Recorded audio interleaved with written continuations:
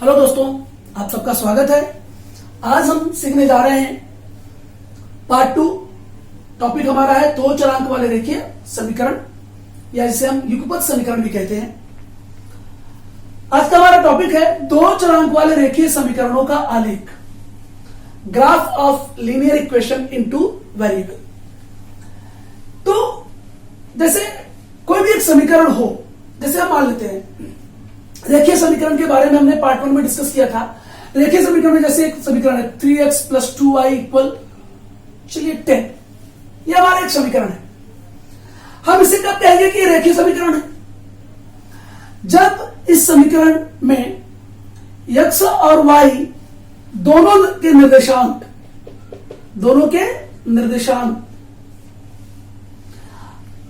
आलेख, graph paper पर आलेख हम खींचेंगे और इन दोनों बिंदुओं से होकर जाने वाली जब कोई रेखा होगी वो एक ही रेखा होगी। मतलब x और y के जो निर्देशांक होंगे, जो बिंदु होंगे, x का मान y का मान, अगर एक ही रेखा पर स्थित होंगे तो हम उसे कहेंगे क्या? रेखीय समीकरण। उसे हम क्या कहेंगे? रेखीय समीकरण। अब हम रेखीय समीकरण आलेख पर रखने के लिए कुछ गुणधर्मों पर पहले डिस्कस करेंगे।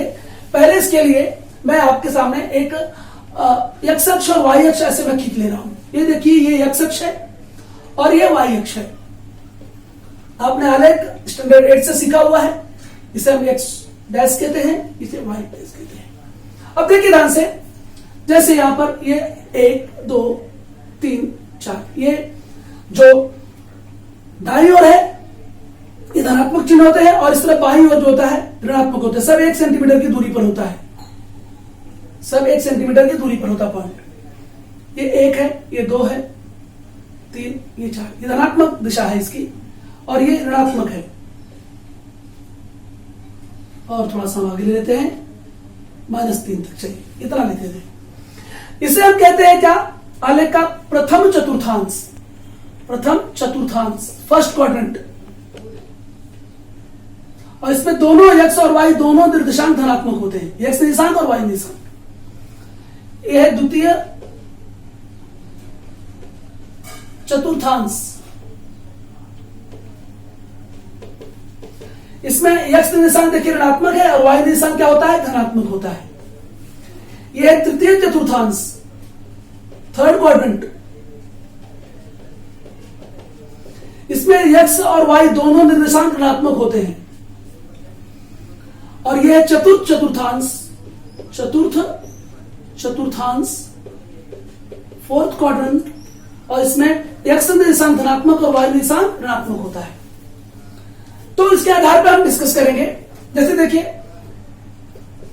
ग्राफ पेपर पर x अक्ष और y अक्ष आलेख को 4 चतुर्थांशों में विभाजित करते हैं।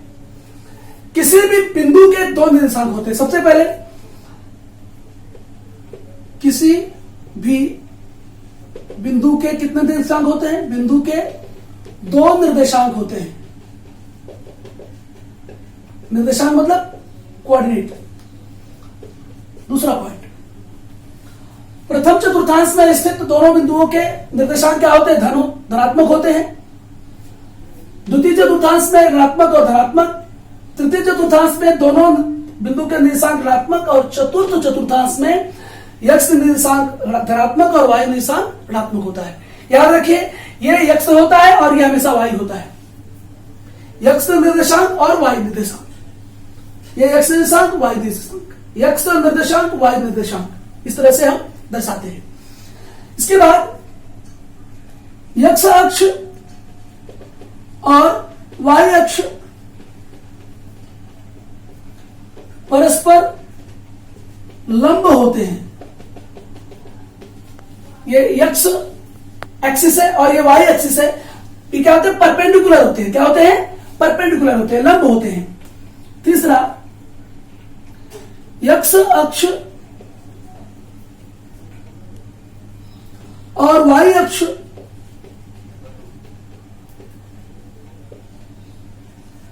के प्रतिच्छेदन बिंदु को आरंभिक बिंदु कहते हैं या प्रारंभिक बिंदु कहते हैं। आरंभिक बिंदु कहते हैं। ये देखिए ध्यान से, ये एक्स अक्ष है, ये वाई अक्ष है। जहां पर प्रच्छेदित कर रहे हैं इसको हम क्या कहेंगे? हम आरंभिक बिंदु या प्रारंभिक बिंदु या पॉइंट ऑफ ओरिजिन कहते हैं इसको। क्या कहते हैं? Point of origin. और इसका निर्देशांक, आरंभिक बिंदु का निर्देशांक, आरंभिक बिंदु का निर्देशांक 0,0 होता है। याद रखिए, ये एक्स अक्ष है, ये वाई अक्ष है। जहां पर प्रच्छेदित कर रहे हैं दोनों, इसको हम कहते हैं क्या? पॉइंट ऑफ ओरिजिन, आरंभिक बिंदु या प्रारंभिक बिंदु। और इसका निर्देशांक क्या होता है? 0,0 होता है। के बाद हम 4 पॉइंट पे आते हैं। एक्स अक्ष का समीकरण, एक्स अक्ष का समीकरण y बराबर 0 होता है। Equation of x axis is always equal to y equal 0। और y अक्ष का समीकरण, y अक्ष का समीकरण x बराबर 0 होता है। Equation of y axis x equal 0। x equal क्या होता है? तो ये दोनों इंपॉर्टेंट था पॉइंट। इसके बाद हमारा 6 पॉइंट है, x अक्ष के समांतर खींची गई रेखा का समीकरण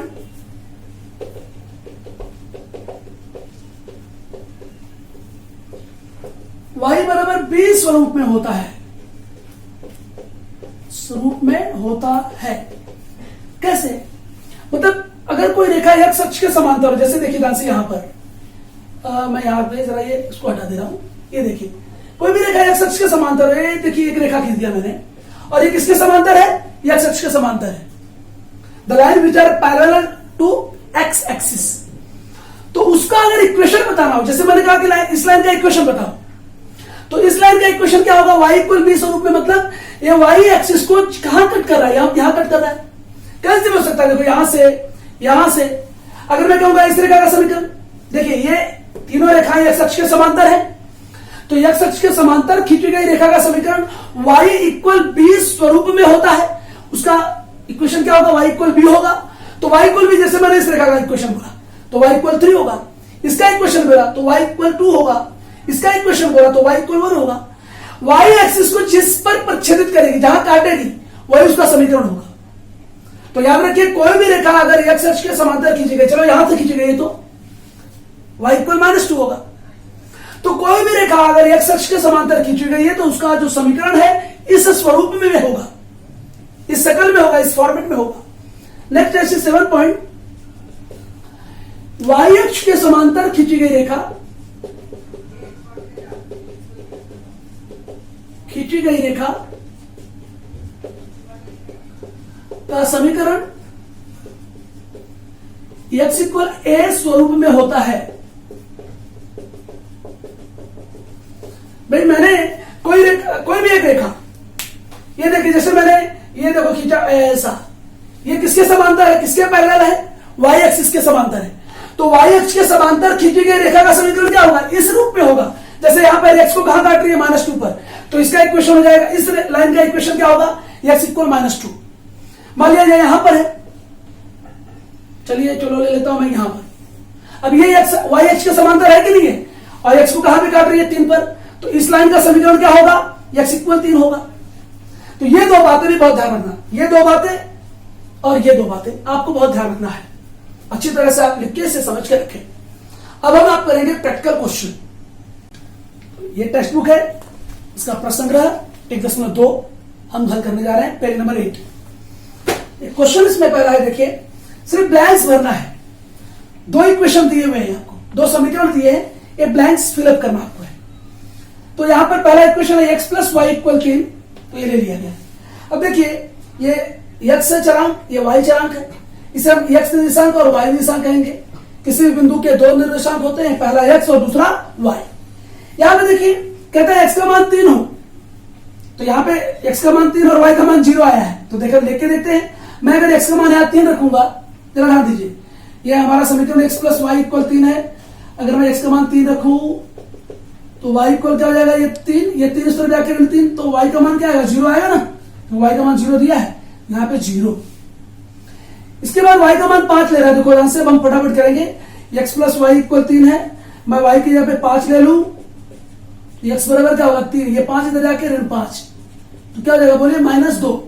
5 में से ऋण 5 में से धन 3 जाएगा तो -2 बचेगा, ये -2, तो x का मान -2 और y का मान 5, ये आंसर हो गया हमारा। सेम ऐसे इसका देखो एक और मान देखिए है हमारे पास, y का मान क्या लिया है 3 लिया है, तो x इक्वल क्या हो गया 3, ये इस तरह जाके माइनस हो जाएगा, तो x का मान क्या हो गया 0 आ गया, तो क्या यहाँ पे 0 आया है तो ये 0 रख दिया, तो x का मान 0, y का मान 3, ये हल हो गया। सेम ऐसे इस पे जाएंगे हम, बहुत ही आसान, y का मान 0 रहने के लिए कह रहा है, मैं अगर 0 यहां रखूं तो x माइनस 0 इक्वल 4 है, तो ये -0 घटाने का मतलब नहीं 4 ही रहेगा ना, ये तो यहाँ पे 4 आ जाएगा, y का मान 0 तो x का मान 4 रहेगा, तो ये 4 आ गया, y का मान 0 रखेंगे तो x का मान बराबर 4 ही बचेगा। इसके बाद x का मान बोल रहा है क्या -1 लीजिए, देखिए समीकरण में रख रहा हूं, x की जगह पे -1 माइनस वाई इक्वल 4, तो देखिए ध्यान से माइनस वाई इक्वल 4 है, एक इधर जाके धन 1 हो जाएगा, माइनस वाई इक्वल 5 हो जाएगा, इसका माइनस चिन्ह हटा दीजिए तो वाई इक्वल ऋण 5 हो जाएगा, ध्यान रखना, तो ये वाई इक्वल ऋण 5 हो जाएगा, तो ऋण 1 ऋण 5। इसके बाद इसमें आते हैं, हमें देखो ध्यान से इसमें तो रख के दे दिया है 0 और ऋण 4, तो इस तरह से ये खाली स्थान का क्वेश्चन था, ये हुआ। अब हम आएंगे आलेख क्वेश्चन, आलेख का करेंगे हम, तो अब हमारा एग्जांपल है युगपत समीकरण आलेख विधि से हल करो। आपके पास 2 समीकरण दिए हुए हैं, इनको आलेख विधि से हल करना है, तो कैसे करेंगे, पहले हम इसकी सारणी बनाएंगे। पहला है x प्लस वाई इक्वल 6, तो हम इसकी सारणी बना लेते हैं। मैं ऐसा भी लिख सकता हूं, y इक्वल ये 6 है, x इधर ला दीजिए -x, तो ये देखिए हमारा सारणी एक रेडी होगा, बहुत आसान सारणी, कम से कम हम 3 मान लेंगे x और y के, x और y, ये देखिए x, y, ये x निशान और ये y निशान, हमने समीकरण ऐसा बना लिया है। अब आपको x का मान जो भी लेना है वो ले सकते हैं आप, 1 2 3 0 ऋण 1 ऋण 2 ऋण 3 ऐसा ले सकते हैं आप।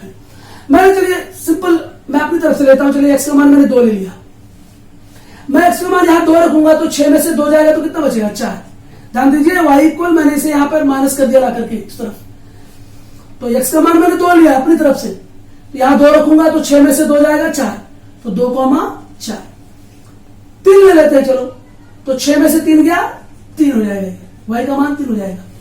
अगर मैं मान लीजिए यहां पर क्या ले लेता हूं, चलिए ऋण 1 ले लेता हूं, मैं यहां पर अगर x का मान ऋण 1 रखूंगा तो ये चिन्ह पहले से ही है और मैंने x का मान ऋण 1 लिया है, तो ऋण ऋण धन हो जाएगा, तो ये क्या आ जाएगा 7 आ जाएगा, तो यहां पे आ गया 7, ऋण 1 और 7, इस तरह से मैंने मान ले ली 7, ये आ गया सारणी हमारी।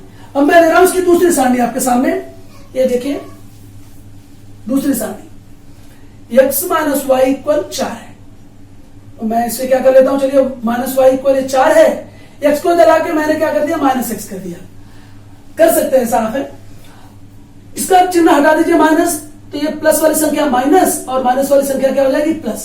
ध्यान दीजिए मैंने क्या किया, इसे ऐसे रहने दिया, x को जला दिया -x हो गया, माइनस का साइन मैंने हटाया तो प्लस वाली संख्या क्या हो गई माइनस और माइनस वाली संख्या क्या हो गई प्लस। इस पर ध्यान देने का, हम हमेशा ऐसा करेंगे, y इस तरफ रख करके समीकरण को हल करके निकालेंगे। ये देखिए ध्यान से, फिर से मैं इसके 3 मान ले लूंगा, x y x y, ध्यान से देखिए, चलिए x का मान लीजिए आप, फिर कुछ भी, चलो मैंने 2 ले लिया फिर से, तो ऋण 4 में से धन 2 जाएगा तो ऋण 2 बचेगा, ध्यान देना है आपको यहां पर। अगर मैंने चलो 3 ले लिया तो ऋण 4 में से धन 3 जाएगा तो ऋण 1 बचेगा, और मैंने चलो इस बार 4 ले लिया तो ऋण 4 में से धन 4 जाएगा तो 0 हो जाएगा, 4,0। इस प्रकार से हमारी 2 सारणी रेडी हो गई। अब इन सारणी को आलेख पर रखेंगे और फिर दोनों रेखाओं के प्रच्छेदन बिंदु का हल निकालेंगे। तो देखिए आलेख बनाते हैं हमें, तो देखिए मैंने जो सेकंड समीकरण था उसका मैंने सारणी यहां बना लिया है। अब मैं इसे ग्राफ पर रखने जा रहा हूं और हम इसका देखेंगे ग्राफ पर आंसर। पहले देखो यहां पर मैं क्या करता हूं, 0 1 2 3 4 5 6 7, ये x अक्ष है और ये x डैश है, ये y है और ये y डैश है, यहां पर ऐसा। अब यहां पे देखिए 1 2 3 4 5 6 7। एक बात ध्यान रखना है आपको, 1-1 सेंटीमीटर की दूरी पे सब पॉइंट होने चाहिए। यहां पे देखिए -1, -2, -3, -4, -5, इतना बड़ा नहीं, इतना ही लिखा हूं मैं। फिर इसके बाद यहां पर -1, -2, -3, -4 तक ले लेता हूं। और यहां पैमाना लिखेंगे, स्केल, पैमाना। दोनों अक्षों पर 1 सेंटीमीटर बराबर 1 इकाई, याद रखिए। Scale on both axis 1 centimetre equal 1 unit. ये पक्का कंपलसरी लिखना है, नहीं लिखेंगे तो फिर गड़बड़ हो जाएगा। अब ध्यान दीजिए, यहां पर पहला है x का निर्देशांक 2, तो x पर 2 देखिए यहां पे धनात्मक निर्देशांक, और y का 4, और y पे 4 देखो कहां है, x पे 2, y पे 4। अगर मैं दोनों के सामने स्केल दे दिया था, अगर मैं दोनों के सामने देखो, x पर 2 है, ये x पर 2 के सामने, y पर 4 के सामने अगर देखो तो यहां पॉइंट आ रहा है, तो मैं इस पॉइंट को यहां पे दे दूंगा आलेख पर, x के सामने 2 और y के सामने 4 पर। इसका निर्देशांक में रख सकता हूं वैसे 4,2। इसके बाद है 3,3, x पर 3, देखो x पर 3, y पे 3 ना, दोनों निर्देशांक धनात्मक है तो प्रथम चतुर्थांश में, तो x पर 3, y पर 3, दोनों के सामने देखो यहां आएगा, x पर 3 के सामने और y पर 3 के सामने, दोनों के सामने यहां पर, ये देखिए ये भी 3 के सामने और x पर 3, ये 3,3 हो गया। इसके बाद क्या है, -1,7, x पर -1 कहां यहां है और y पर 7 कहां है, यहां है, तो ये जाएगा, देखिए इसके जस्ट ऊपर ऐसे 7 तक जाऊंगा मैं अगर, तो थोड़ा और ऊपर लेके जाऊंगा ऐसे, 1 के सामने दिख रहा है, तो ये पॉइंट लगभग यहां आएगा, तो -1 और 7।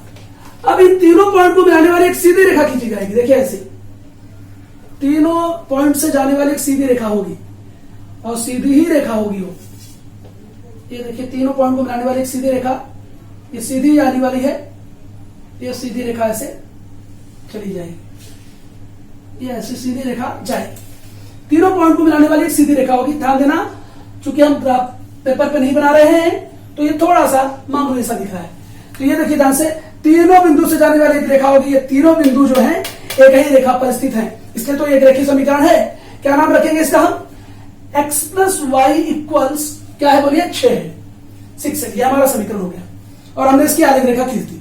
सेम ऐसे इस पर करेंगे, x पर 2, y पे ऋण 2, x पर 2 देखिए यहां है और y पर ऋण 2 देखिए यहां पर है, तो दोनों के सामने जाते हैं तो कहां आएगा बिंदु, x पर 2 और y पे ऋण 2 के सामने, ये देखिए यहां, तो हमने ये बिंदु ले लिया, x पर 2 के सामने, y पर 2 के सामने, 2, ऋण 2, 2, ऋण 2, ये बिंदु का नाम हो गया। इसके बाद देखिए ये -2, ध्यान से देखना, ये 2 है और ये -2 है भाई, ये 2 और ये -2। इसके बाद x पर 3 और y पे -1, x पे 3 y पे -1 के सामने, तो जस्ट यहां आएगा ये बिंदु, 3 और -1।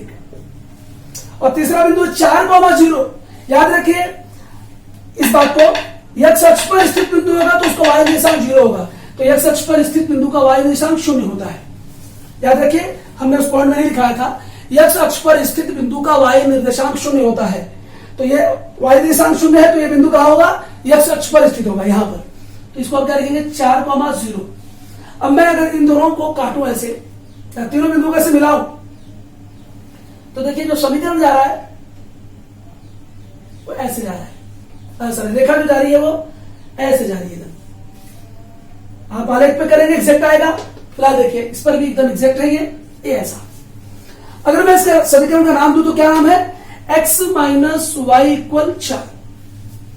अब देखिए ध्यान से, ये x के सामने 5 पर और y के सामने 1 पर ही काट रही है, अगर मैं देखूं तो ये x के सामने 5 पर है और y के सामने कहां है, 1 पर है, ऐसा मिलाना नहीं है, केवल बता रहा हूं, आपके आलेख पर एग्जैक्टली यही आएगा।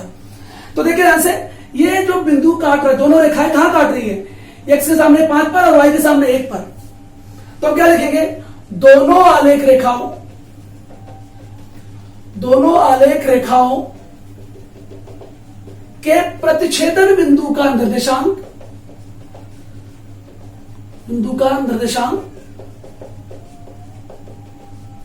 क्या है, 5,1 है, इसलिए x बराबर 5, y बराबर 1, यह युगपत समीकरणों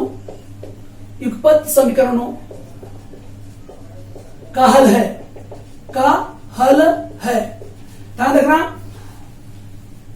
दोनों आलेख रेखाओं के प्रच्छेदन बिंदु का निर्देशांक, मतलब both the graph of line of equations are intersect at point 5, 1. The coordinate of the point of two lines intersect at here. The coordinate are 5, 1.